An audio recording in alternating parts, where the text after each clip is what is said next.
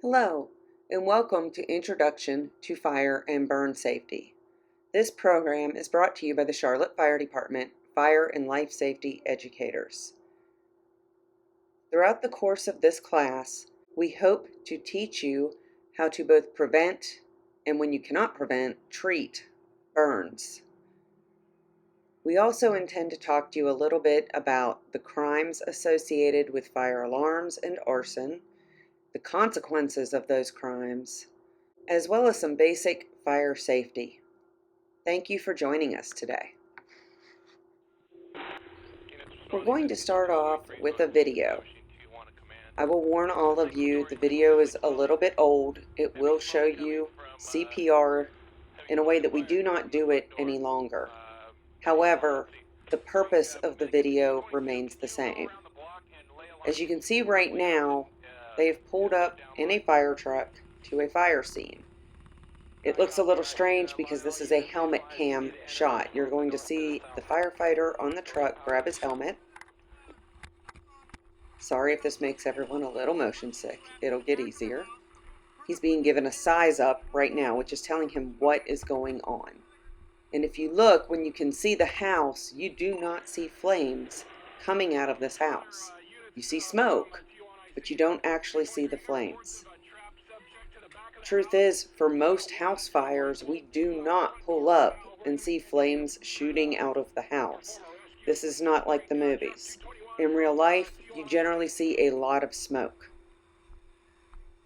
Right now, firefighter is walking around the building, and they have reports of a victim inside, so he is about to finish putting on his gear to go inside and search for the victim.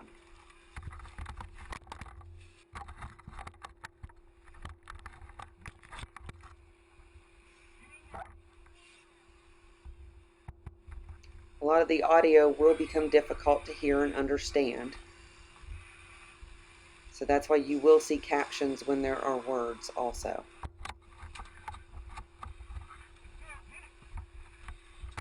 Notice, again, unlike the movies, once they get inside, it is basically dark. It is pitch black. They can see very little. What light they are getting is either from a window, or occasionally you might have flames that you can see. But it doesn't look like you think it does. It's not giant visible orange flames. There you can see them in the distance. It's not, again, not like in the movies. They're actually searching for a person. And one of the firefighters has found the person, and that's why he is yelling for another firefighter to help get the gentleman out of the house. So as you're watching, they are moving through pitch black and grabbing a person. And now they're going to pull him out. As you see it get lighter, they're getting towards the door. This is what it really looks like in a fire.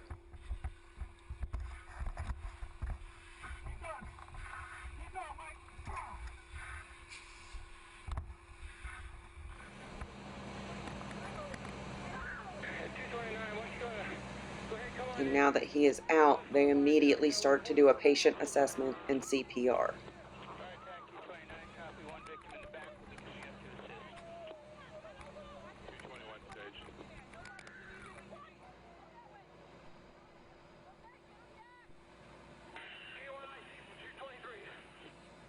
The difference you're going to see here is that we no longer do what we call rescue breaths, which he's about to do right now when we do CPR. There are a lot of reasons why, but the biggest one is that we have found that chest compressions only are far more effective than stopping every few seconds to give breaths.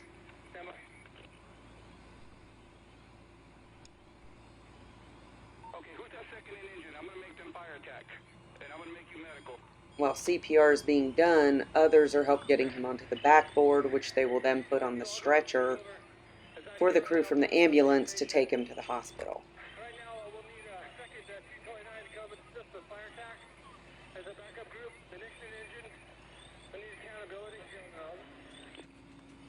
If you notice, he's not covered in burns.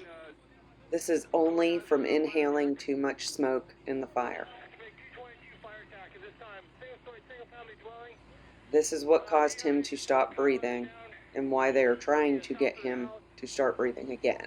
We do have 2 lines pulled. We're ready to make entry again.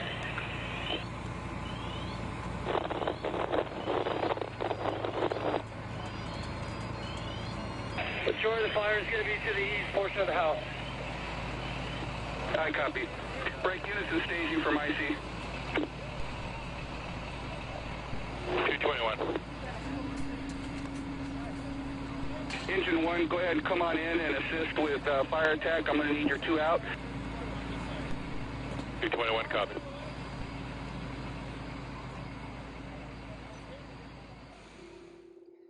So now that we have seen what it really looks like inside of a fire, let's talk about what it takes to make a fire or to stop a fire. This is something we teach every firefighter at the very beginning of their career. It's called the fire triangle. This is some basic science. You need a triangle of things to have a fire. Those 3 things are oxygen, heat, and fuel. If you look at the first part of the slide, none of those things are touching each other. So they're all separated, and by keeping those things separated, we do not have a fire. But then you move to the middle section, where all the pieces of the triangle have come together, and now you have a reaction. That reaction is the fire. And then you move to the last section. If you remove any one element, you stop that reaction. So if you remove heat and add the water, it stops fire. If you were to remove the source or the fuel, that would also stop the fire. And if you remove oxygen, again, that would stop the fire. An example of removing oxygen would simply be to put a lid on a pan on the stove that has fire coming out of it. By doing that, you stop the oxygen from getting down into the pan and feeding the fire, so to speak. Fire is the chemical reaction process between oxygen, heat, and fuel. This is also known as combustion. If you notice all of that is bold, you may want to remember that.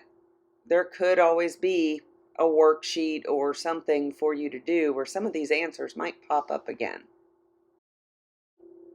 As I mentioned during the video, the gentleman was not burned in the fire, he had inhaled too much smoke. About 70% of all fire deaths are actually caused by smoke inhalation and the toxic gases that are in the smoke. Did you know that every 24 seconds somewhere in this country there is a fire? And every 93 seconds there's a residential fire. A residential fire means this is where you live. It's a house, an apartment, a condo, a mobile home, whatever you live in. That's a residential fire. And every 43 minutes, so less than an hour, someone gets hurt in a fire. And every 190 minutes, someone dies in a fire. If you look at the map of the United States to the right, we are showing you the areas of highest and lowest risk.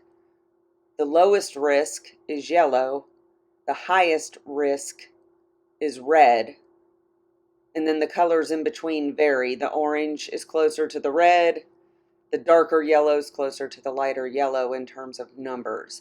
But if you look at the southeastern section of the United States, most of the states, we have the highest rates and risks related to fire deaths, fire injuries, and just fires, period. This is something we really want to change, and we can only do it with your help. This is where you need to be proactive. That means you need to try to prevent the fires from happening. And if you're not able to prevent the fire, we want you to be able to prevent the injury. And even more, we want you to be able to prevent death. Now that we have talked about where most fires occur, as well as where most injuries and deaths occur, let's talk about why. Factors that can influence that. For instance, your risk level. There are certain risk levels you cannot control. You cannot control your age. Do you have any idea which age groups are at the highest risk for fire injuries and deaths? Because it's not you. You are one of the lowest risk groups, actually.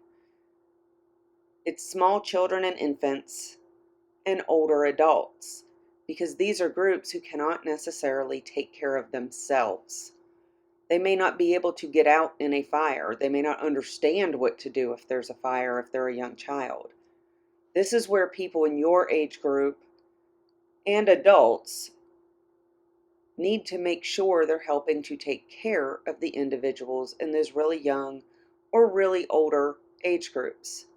Your poverty level, that's a big factor. And I know you're probably wondering why, right? Well, think about it.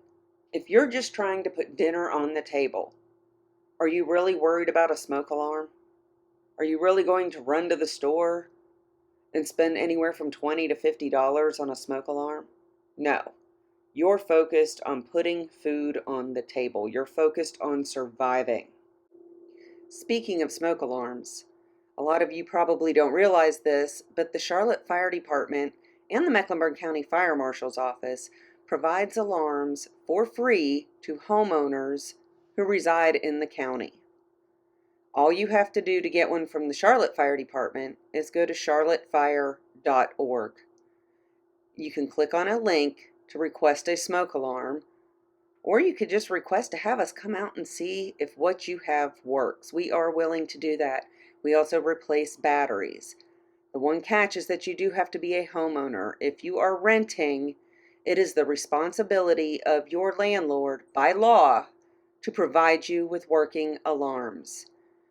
If you live in an apartment and they refuse to help, you can call 704-336-2101 and request that your area inspector come out there and have a talk with whoever manages your apartment complex. I promise you they will make sure your alarms work. The biggest one that you have control over is your lifestyle, your personal choices. You are all now at an age where you are making a lot of decisions for yourself. And this is where we ask you to make good choices. Take care of yourself. Take care of your loved ones. I'm not saying you have to be in charge of everything and that you are responsible for everything. But you are responsible for the choice you make. If there's a fire and you run out the door and leave your little brother and sister behind when you could have brought them with you, you're making a choice to do that. Don't ever say, I don't have a choice, because you do. You may not like the choices you have, but you do have a choice. So earlier I mentioned the residential occupancies and that they are the places where you live. And we already said that this is where most of the fires are happening. So this is just putting that into clear numbers for you. 72% of all structure fires happen where we live. They happen in our houses, our apartments, our townhomes, condos, mobile homes. That's where they happen. 72% of them. It's not the shopping mall. It's not school. It's not one of the big buildings in uptown Charlotte. It's where you live. And the reason for this is that's where you're the most comfortable. There's no one else taking care of everything in your home except your family. So people forget to make sure the smoke alarms work. They forget to see if they have a fire extinguisher. They forget all the stuff they learned back in school about how to prevent a fire. And we get very comfortable and frankly very lazy. And we don't take care of things the way we should. We just assume it all works. And unfortunately, that is not always the case. 73% of all burn injuries happen where we live. And 52% of all of the dollars lost due to fire also happen where we live. What that means when we say dollars lost, for instance, your house has a value. Say it's $250,000. Now say half of the house has been damaged. Well, that's $125,000. And then there's also a value attached to all of the items in your home that were lost in the fire. And the last number on there is fire deaths. And if you look, that's 75% of all fire deaths happen where we live. It's not the public buildings. It's not your schools, like we said before, the malls. It's where you live. And a lot of this also comes down to the time of day. A lot of these fires do end up happening at night when you've gone to bed, and if you do not have a smoke alarm to wake you up, you could very likely die in the fire. So I promise we're almost done throwing numbers at you, but I do have a couple more here. Cooking is the leading cause of all residential fires. This has been the case for many, many, many years. 46%, which is almost half of all residential fires, are caused by cooking. And it's usually because someone has walked away. Please, please, please, for those of you who have started cooking, do not leave the kitchen when you are cooking. If for some reason you absolutely need to leave the kitchen, turn off the burner. You can finish it later. Your mac and cheese will make it until you come back. I promise. The next part of this slide that you see is the leading cause of fatal residential fires, and that is smoking. And if you look, that's 22%, which means there are a lot of other causes out there, but that 22% is the highest single number, and that is smoking. This isn't simply because smoking is bad for you, though it is. The biggest reason for this is that people are not disposing of the cigarette butts properly, or they're falling asleep while smoking. They sit in the recliner, they lay down in bed, they fall asleep, and the cigarette is still burning. If you have smokers in your house, make sure they're using a good sturdy ashtray if they insist on smoking inside, and that they never ever dump it out right after they've put out a cigarette, because that can lead to a fire starting in a trash can that you don't know is there, and then later you have a problem. If you can, convince them to smoke outside, but they still need to have something to put the cigarette butts in. They shouldn't just throw them over the side of the porch. They certainly shouldn't just try to put it out real quick and throw it in a trash can. They should have something outside, maybe that has sand in it. That would be a good idea, to properly dispose of the cigarette butts. Now, this slide was designed pretty much to speak your language. Lithium-ion batteries. These batteries are in things that we charge, and you all have a lot of things to charge. You have computers and tablets. You have phones. Boy, do you all have phones. We also have the hoverboards. We have the electric scooters now. We have the electric skateboards. So many things that we charge. The problem is these batteries can get hot. If you look, the picture on the right bottom corner is where someone had a cell phone in their bed under the pillow. And this is where I am going to beg all of you, please, please, please, do not ever charge these things in your bed. We can replace your end table. We can't replace you. And everything about your bed can burn. The mattress, the sheets, the blankets, comforter, the pillow, you. So please do not charge these things in your bed. There's a reason. Not only can they catch on fire, they have caught on fire. Many more probably will catch on fire. When you put a phone under your pillow, or it gets under the blankets, or even under your body, that battery that's giving off heat, which it was designed to do, now has nowhere for that heat to go. So it starts building up, and the battery can actually explode. It may not happen the first time you do this. It may not happen the 100th time you do this, but it definitely can happen. And the picture up there proves that it has happened. Please put these phones and other chargeable devices on solid surfaces. Your body is not a solid surface. Nothing about your bed is ever going to be a solid surface, so please don't offer me any loopholes to get around it. An end table, dresser, I'll give you the floor if it's a wood floor. I'm not a fan of carpet, but if it's your only option, I'll take that over being in the bed with you. Don't put it down between the sofa cushions. That's one I've gotten a lot of in the last couple years. Your phone will survive a night if it does not cuddle with you. You may not survive a night if you cuddle with your phone. So please, please, please, again, for the 8 millionth time, do not put these things in your bed with you. So let's go back in time a little bit.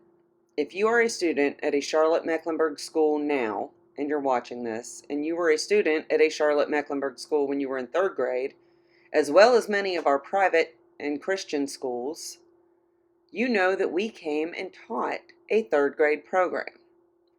Pretty much everything on this slide is what we teach in 3rd grade, which means all of you probably know this already, but we'll go over it one more time. The first thing we want you to do if there's a fire is get out. You all are old enough, you might be in charge of some younger brothers, sisters, you might be babysitting, maybe it's another family member. I understand that that is a potential issue for you.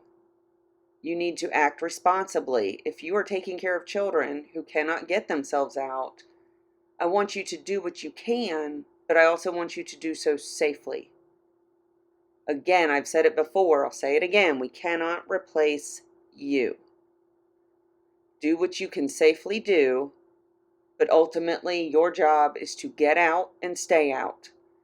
If you're in a room where the door is shut, I want you to feel the door for heat, which if you were sleeping in your bed, I sincerely hope your door is shut because that is the safest way to sleep. A closed door buys you time and keeps the fire and smoke from getting into the room with you.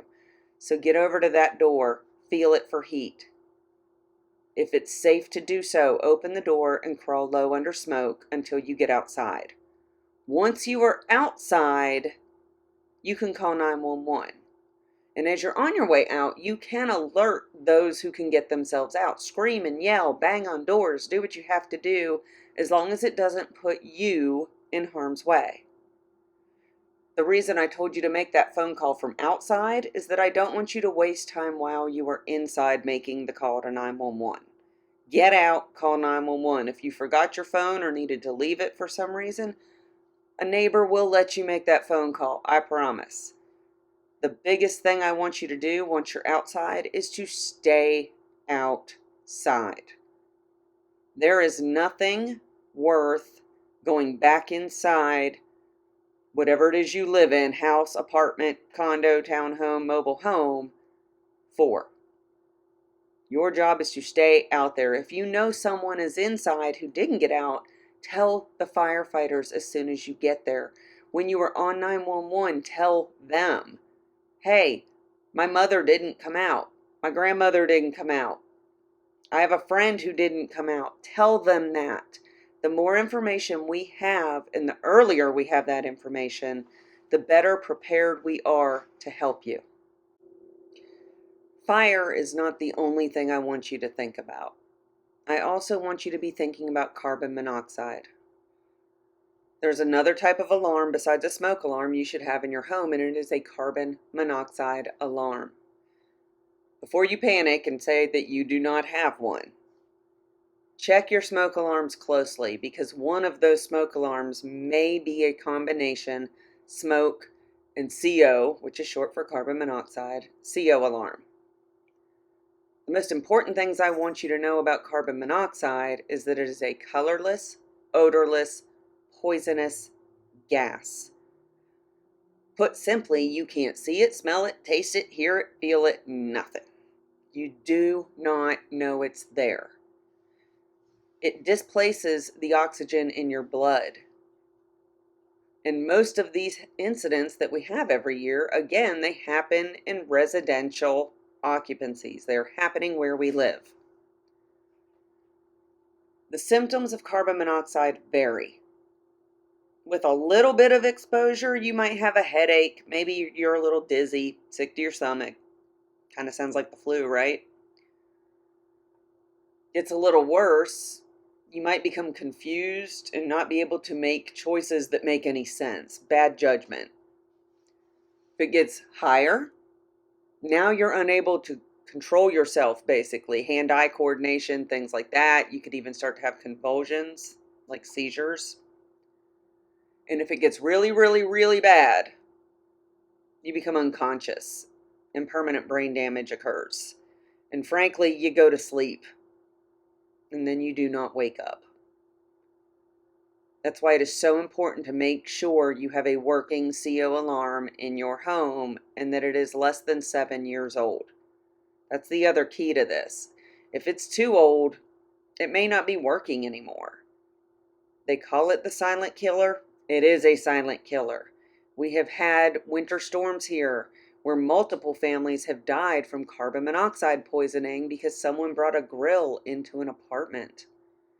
We had another case where people died because someone left a car running in a garage. It happens. And if you live in Mecklenburg County, you're actually required to have a working carbon monoxide alarm, even if you don't have any fuel appliances, like a gas stove or a gas water heater, a gas heater, gas dryer. Even if everything in your home is electric, you are still required to have a working alarm. In fact, we were the first county in North Carolina to make this requirement. So now let's start to talk about burns. Burns can be simple, but painful, or they can be really, really, really severe. Almost all of you have probably had a superficial burn and didn't even realize it. Have you ever had a sunburn? Because that is a superficial or first-degree burn. Hurts a little, and it gets red, but it usually fixes itself in a few days. The next level is a partial thickness, also known as a second-degree burn. This burn's a little more significant. It has blisters, and it's very, very painful. The biggest thing with the blisters, as much as you want to mess with them, please don't. You can actually cause a severe infection. The third type of burn, the really bad burn, is called a full thickness or third-degree burn. This is some deep charred tissue damage. Sometimes it goes all the way down to your bones. It is serious and it is life-threatening. Nearly all third-degree burns are going to be treated at a specialty burn center, and we're going to talk about the burn centers here shortly. If you've ever watched the news and seen a story where it says someone was burned on 15% of their body, this is how they figure that out. The percentage of your body burn is based on the total body surface area. If you look at these pictures, each part of your body actually has a number assigned to it. Every number is divisible by 9, with the exception of 1. If you look down below, where it says burns are severe if more than 25% of your body is second degree. If you remember previously, we talked about the levels of burns. Or more than 10% of your body is third degree burn. And any third degree burn on your face, your hands, or your feet. Because that can affect your ability to use your hands, to use your feet. In your face, the skin is very, very thin in many cases. And you burn more severely, more quickly. And they want to treat you and try and help, frankly, with your mental health later. Should you have a severe burn on your face, they want to make it look as good as they possibly can. So they want to get you to a burn center and treat you quickly. Now let's talk about how to treat a burn. Let me be clear, this is for minor burns. This is not for major burns. Major burns, you need to seek medical attention right away. If you have a very minor burn, you touch the pot real quick that was really, really hot or something like that, cool it, run it under tepid water, not ice cold, and obviously not hot, but tepid, in the middle. That means in the middle, kind of, to put it simply. If you have any jewelry or tight clothing that might be touching the area where you were burned, remove it. If the burn has blisters, I told you this before, do not break the blisters. I know it's fun to sit there and pop things, but please don't pop the blisters. Not only is it gross, but again, like I said earlier, you are opening yourself for an infection. You want to leave the blisters alone.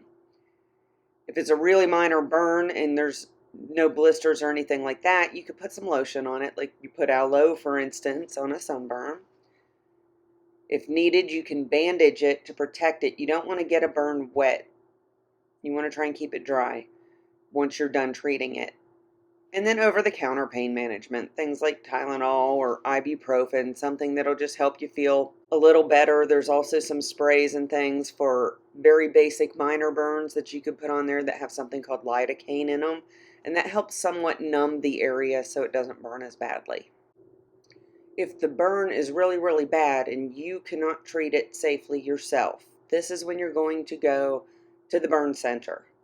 Now, some of this is gross, and I'm sorry, but it's stuff you need to learn about too. First, they're going to stabilize you. That means they're going to make sure you're breathing okay, your heart rate's okay, things like that. They're not going to transfer you from one hospital to another if you're not stable. They're going to give you fluids through an IV, possibly antibiotics and things like that. I'm skipping debridement for a reason. We'll come back to that.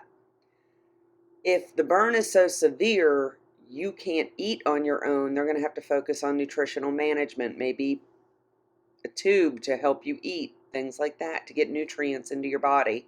Maybe they'll push some nutrients through your IV, depending on the vitamins or things like that that you need. We'll come back to the skin grafting surgery too, because that's going to follow the debridement. And then there's also the physical and psychiatric therapy. Burns affect you more than just physically. You're going to do physical therapy to make sure everything works the way it should again, so you can regain strength in an area that maybe you haven't used for a few months because of the burn. The psychiatric therapy is very, very, very important. If you're not liking what you see in the mirror, no one else is going to. So you have to love yourself so other people can love you, and that's what the psychiatric therapy is for, especially if you have a burn somewhere like your face and you just feel horrible about yourself. This is going to help you get through that and come out on the other side and be okay with whatever situation you're in. Now, debridement. It is a very, very, frankly, gross and painful process of removing dead and damaged skin and tissue. Basically, it's scrubbed off. Yes, they try and manage your pain, but it doesn't always work very well. It depends on the severity of the burn. Once that is done, they then do skin grafting surgery, where they might come in and say, take a piece of skin from your thigh and put it on your arm to help that skin start to regrow. That's what skin grafting is, removing skin from one part of your body and then putting it on another part to help produce healthy skin that will grow and try and cover that burn with healthy skin. One of the big reasons you go to a professional medical facility when you are burned is to try and avoid complications. They can still happen, but we're going to try very hard to avoid them. The first and most common one is infection. We've all gotten some sort of an infection before, a sinus infection, maybe an ear infection. This is different. This is bigger, where the bacteria enters the body through your broken skin. Remember when I said not to break those blisters? Again, infection. Another complication is shock, where not enough blood is circulating through your system to keep all of your organs functioning the way that they should. That is a severe, severe complication. Tetanus. We've all heard of a tetanus shot. Fact is, we've all probably gotten the tetanus shot. If you don't get the shot, you could have a serious bacterial infection that causes muscles to tighten throughout the body. Basically, you have no control over your own limbs, like your arm or your hand will seize up and you can't make it do what you want it to do. It's the simplest way to explain it. Just imagine that happening to your whole body, though. And finally, there's sepsis. This is where chemicals are released by your immune system to fight an infection, but they actually cause severe inflammation in the entire body. So your body's overreacting to whatever you're trying to treat, and it's actually making everything worse. You might find it very interesting to know that in the entire state of North Carolina, we only have 2 burn centers, and neither one of them is in Mecklenburg County. There's one in Winston-Salem, which is Baptist Hospital, and there's one in Chapel Hill at UNC Medical Center, and the burn center is actually called the JC Burn Center there. The entire country only has 128 burn centers. So if you figure that out, we're averaging about 2 per state. A couple states have more, but most states have 2 or less. Some might have 1, and there might be a few states that do not have any. 73% of all the patients admitted to a burn center are because of residential fires. What would happen here if you needed to go to a burn center is you would go to the local hospitals here, so Atrium or Novant. From there, they would either fly you if you were really bad in a helicopter, or if you weren't too severe but you still needed to go, maybe they would transport you in an ambulance. Most of the time from Charlotte, it's going to be to Winston-Salem. That's the closest hospital to us.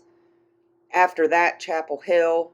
There's also a children's burn center down in Charleston, South Carolina, and Georgia has another burn center that we have also used. But our number one go-to, just because of distance, is Winston-Salem. You could actually spend months in the hospital up there. We even have a program here in this state called the Firefighters Burn Children Fund. We don't just help children, though. If, say, your aunt was burned and your uncle needed to go up there, couldn't afford to keep driving back and forth, and did not have money for a hotel, the Firefighter Burn Children Fund would actually help put your uncle up in the hotel, give him some gift cards to buy gas with or to buy food with. That's what the Burn Children Fund is there for, is to offer support to the families of burn patients. If you remember earlier, I mentioned the psychological side of things, getting psychiatric therapy, not just physical therapy. If you look at the man on the right with the burns on his face, imagine if that were you and you were looking in a mirror. How would you feel about yourself? He has actually used his burns to become an advocate, to speak out. He's not afraid to go out in public. But some people react differently. And if you feel horrible about yourself and you do not want other people to look at you, maybe you're going to stop leaving your house. Maybe you're going to stop going to work. So now you don't have your friends around you. You're not making any money. You're probably going to lose your house if you're the one paying for it. So I'm trying to tell you all this so you see how burns can affect more than just your skin. It affects you on so many levels. It's how you think about yourself. It's how you think other people think about you. Plus, it's your ability to do things. If it's your fingers that were severely burned, maybe they don't work the way they did before. So now there's things you can't do for yourself that you used to be able to do. And if you think horribly about yourself, how are other people going to think of you? Maybe you're not going to get that job you really, really wanted because you're afraid to try because of how you look. This affects so many things, and this is why you need to use all of the therapy that is provided should you ever be burned. Now let's get into the parts where some of you get into trouble, and we're going to try and stop that. It is unlawful to knowingly give, aid, advise, or cause anyone to give an intentional false fire alarm. I know it seems like a game to run over to that red box on the wall and pull it and make the alarm go off, but the fact is it's actually a crime. Punishable by 1 to 60 days. It's a misdemeanor. It's called intentional false fire alarm. And the thing is, say your best friend told you they were going to pull the fire alarm, and you did not tell anyone, hey, Joe's going to pull the fire alarm. Guess what? You are guilty of the same crime as Joe because you knew it and you did nothing about it. You essentially helped him do it by not telling anyone that Joe was going to pull the fire alarm. The reason this is a crime is because people have gotten hurt trying to evacuate a building because somebody pulled the fire alarm when there was no fire. Plus, you're bringing fire trucks using lights and sirens to your building, so they are now putting other people in danger on the road trying to get to you really quickly, thinking there could be a problem. After the misdemeanor comes the felonies. Arson is a very big one. Arson is the intentional and criminal burning of a building. That means you did it on purpose. This isn't you accidentally caught your house on fire while you were cooking. This is intentional. You did this. You knew what was going to happen. You might not have known how bad it was really going to be, but you were trying to start a fire. The state of North Carolina actually has 18 different laws regarding arson, and we are not going to get into all of them today. Just know this: it is a serious, violent felony crime. When you think about violent crimes, what do you think about? How about assault? That's a violent crime. They consider arson no different. It is violent because people can get hurt, or worse, they can die. So some of the legal consequences include fines. That's the money that gets paid to the court. The court will charge you fines. Next on the list is restitution. This is money you pay the victim. This is what it may have cost them to fix their house, for instance. They're going to say, it cost me $200,000 to fix my house and replace all of the things that were burned. You now owe that family $200,000. And since most of you probably don't have that laying around, guess who's going to have to pay it? Your parents. And how happy do you think they are going to be if they have to take out loans or sell your home to get the money to pay somebody else for something you did? It's probably not going to be a very pleasant experience at home for a long time after that. Next up is probation or community service. That's where they're going to tell you to do 200 hours of community service or something like that. And you'll be on probation, which means there are certain things you are not allowed to do. And if you do them, you might have to go back to court and they may change what they have charged you. For instance, you might go from having probation and community service to actually having to go to jail, which is the last one on here, imprisonment. First degree arson. It's considered a felony. We already talked about that it is a violent crime, something where somebody could get hurt or die. It is punishable by 3 to 13 years in prison. And the best way I can break this down for you is, say you got mad at your teacher. So you snuck back into the school, went into a classroom and started a fire. But then you decided, let me go to this other classroom and start a fire here too. They could actually charge you with 2 counts of first degree arson, meaning you started 2 different fires.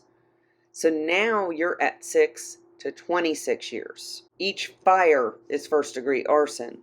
So if you start multiple fires, all of a sudden we need to start doing math and figure out just how many years you could have to go to jail. And it's simply not worth it. So we've come to the end of our presentation. I'm going to wrap it up by going back over a few things real quick. We talked about taking preventative actions. Find the hazards around your home, identify them, educate yourself. This is going to reduce your risk. That's the biggest thing, reducing your risk. If you find that hazard, for instance, one of those skinny little extension cords is actually a fire hazard. We don't like anyone to have those. Get rid of it. Show it to whoever it is you live with and say, hey, why don't we get a power strip or a surge protector instead? That's that thing that you can plug about 6 things into and it turns off and on. And if lightning strikes or your power flickers, it'll shut off and it'll protect the things that are plugged into it. Those are far safer than an extension cord. Ultimately, the biggest way to reduce risk, though, is simply to make good choices. Remember, I said there are things you can control, and a big one is the choice that you make. You may not always like the choices you have, but you do have choices to make. You can make a bad choice or you can make a good choice. It's completely up to you. and it's no one else's fault. Whatever choice you make is yours. Own it. Take responsibility for whatever choices you have made. We talked earlier about smoke alarms and CO alarms. We didn't talk a whole lot about the smoke alarms. I will tell you here, the biggest thing is 1, yes, you should have them.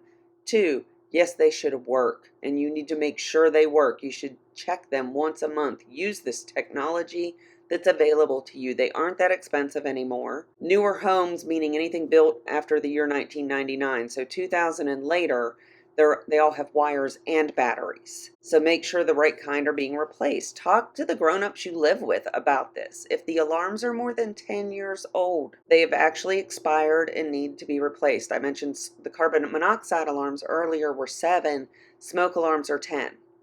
So if it's a combination alarm, you want to go with 7 years. Every alarm has a born-on date on the back of it. Get the adults that you live with to take the alarm down and look at the date. If it's more than 10 years old, they need to be replaced.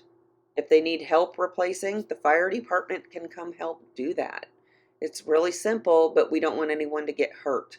So we will come help. And the last thing on here is responsibility. I told you about this just a second ago. Accept responsibility, not just for your actions now, but for you and your family. If you see something's a hazard and you do nothing about it, then there's a fire.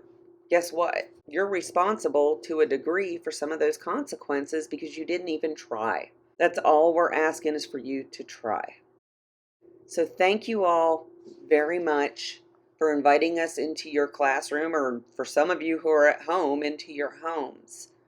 We want everybody to stay safe and to have a happy, healthy, and long life.